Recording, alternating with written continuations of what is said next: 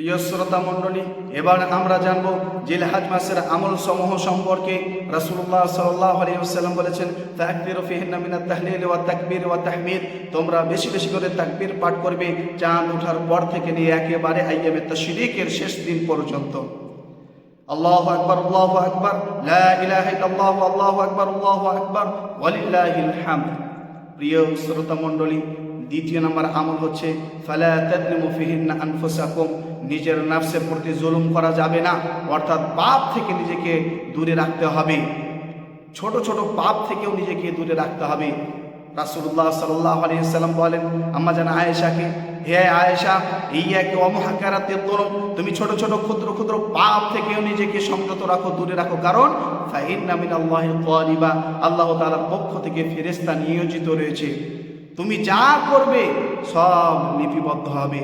পবিত্র কোরআনে আল্লাহ তাআলা বলেছেন সূরা কাফ 50 নম্বর সূরা আয়াত নম্বর 18, মা ইয়ালফিযু মিন কাওলিন ইল্লা লাদাইহি রাকীবুন আতীদ, মানুষ যা বলে করে সব লিপিবদ্ধ হয়। কিরামান কাতিবিন, সূরা ইনফিতর সূরা নম্বর 79 আয়াত নম্বর 11-12, কিরামান এবং কাতিবিন সব লিপিবদ্ধ করে, এমনকি ভিডিও রেকর্ডিং করে।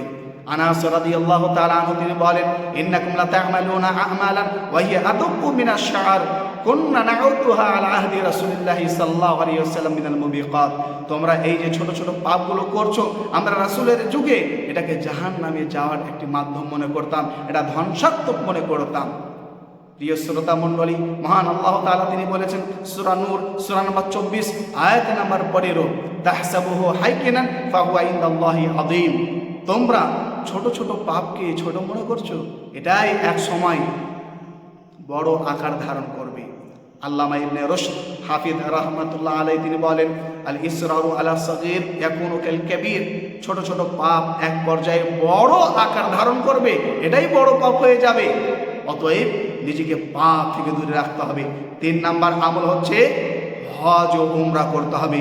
রাসূলুল্লাহ সাল্লাল্লাহু আলাইহি ওয়াসাল্লাম তিনি বলেছেন, মান হাজ্জা হাজাল বাইতা ফালাম ইয়ারফুস ওয়ালাম ইয়াফসুক রাজাআ কামা ওয়ালাদতুহু, কোন ব্যক্তি যদি হজ করে সে ব্যক্তি একেবারে নিষ্পাপ হয়ে যায়, যেমন মায়ের গর্ভে থেকে বাচ্চা জন্মগ্রহণ করে একেবারে নিষ্পাপ, অনুরূপভাবে হজ করলে নিষ্পাপ হয়ে যায় মানুষ। রাসূলুল্লাহ সাল্লাল্লাহু আলাইহি ওয়াসাল্লাম বলেছেন, আল উমরাতু ইলাল উমরাতি কাফফারাতুল লিমা বাইনাহুমা ওয়াল হজ্জুল মাবরুরু লাইসা লাহু জাযাউন ইল্লাল জান্নাহ, কোন ব্যক্তি যদি এক উমরা থেকে আরেক উমরা করে মধ্যবর্তী যত পাপ রয়েছে আল্লাহ ক্ষমা করবেন, আর হজের বদলা হচ্ছে জান্নাত। অতএব প্রত্যেক সামর্থ্যবান ব্যক্তির জন্য হজ করা ফরজ। সহিহ বুখারীর 8 নম্বর হাদিস, সহিহ মুসলিম 7 নম্বর হাদিস। প্রিয় শ্রোতা মণ্ডলী, এবার আমাদেরকে জানতে হবে জিহাদ এমনই একটি গুরুত্বপূর্ণ ইবাদত, এর জন্য আমাদেরকে প্রস্তুতি এবং তৈরি থাকতে হবে। ওয়াইদু লাহুম মাসতাতাতুম মিন কুওয়া, আল্লাহ তাআলা বলেছেন তোমরা সাধ্য অনুযায়ী তৈরি হয়ে থাকবে। পরিস্থিতি বলা যায় না কখন কিভাবে ঘটে যেতে পারে, অতএব নিজের আত্মরক্ষার জন্য নিজেকে প্রস্তুত থাকতে হবে। 4 নাম্বার আমল হচ্ছে কোরআন তেলাওয়াত করতে হবে। রাসূলুল্লাহ সাল্লাল্লাহু আলাইহি ওয়াসাল্লাম বলেছেন সহিহ মুসলিমের 804 নম্বর হাদিস, ইকরাউল কোরআন ফাইন্নাহু ইয়াতি ইয়াউমাল কিয়ামাতি সাফিয়ান লি আসহাবিহি, তোমরা কোরআন তেলাওয়াত করো, কারণ কোরআন কিয়ামতের দিন মানুষের পক্ষে সাক্ষী দেবে। আল্লাহ তাআলার কাছে দরখাস্ত করবে, আল্লাহ একে জান্নাতে দাও, তাকে জান্নাতে দেওয়া হবে।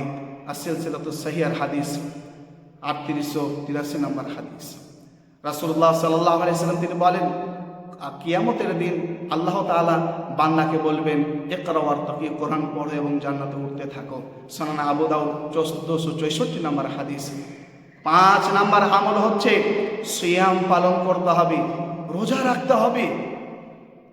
রাসূলুল্লাহ সাল্লাল্লাহু আলাইহি ওয়াসাল্লাম রোজা রাখতেন। সুনান আবু দাউদের 2437 নম্বর হাদিস। কানা রাসূলুল্লাহ সাল্লাল্লাহু আলাইহি ওয়াসাল্লাম ইয়াসুমু তিসআতিল হিজ্জা, রাসূলুল্লাহ সাল্লাল্লাহু আলাইহি ওয়াসাল্লাম তিনি জিলহজ মাসের প্রথম দশকে 9টি রোজা রাখতেন।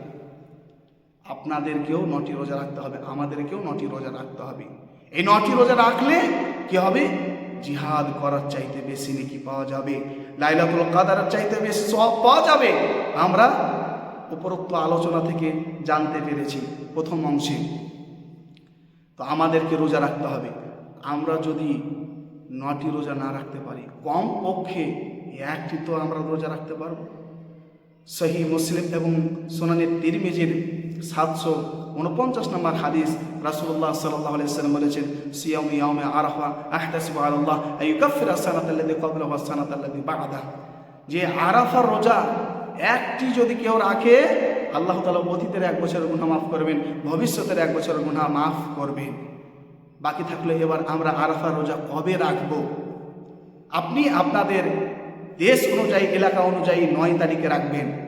আবার এটিও করতে পারেন যে যেই দিনকে হাজিরা আরাফার ময়দানে থাকবে সেই দিন আপনি সৌদি আরবের অনুযায়ীও করতে পারেন।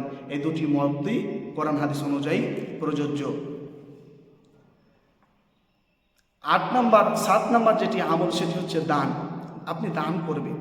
দান করলে উপকার কি? আল্লাহ তাআলা বলেছেন আনফিকু, দান করো। রাসূলুল্লাহ সাল্লাল্লাহু আলাইহি ওয়াসাল্লাম বলেছেন তাসাদ্দাকু, দান করো। দান করলে 14টি উপকার। নাম্বার 1, দান করলে নেকি হয়। নাম্বার 2, দান করলে পাপ মাফ হয়। নাম্বার 3, দান করলে জান্নাতে যাওয়ার রাস্তা সহজ হয়ে যায়। নাম্বার 4, দান করলে ফেরেশতাদের দোয়া করে। নাম্বার 5, দান করলে কবরের শাস্তি মাফ হয়। নাম্বার 6, দান করলে জাহান্নামের শাস্তি মাফ হয়। 8 নাম্বার 7, দান করলে আল্লাহ তাআলা জান্নাতে একটি ঘর নির্মাণ করেন। নাম্বার 9, দান করলে আরশের নিচে আল্লাহ তাআলা ছায়া দান করেন।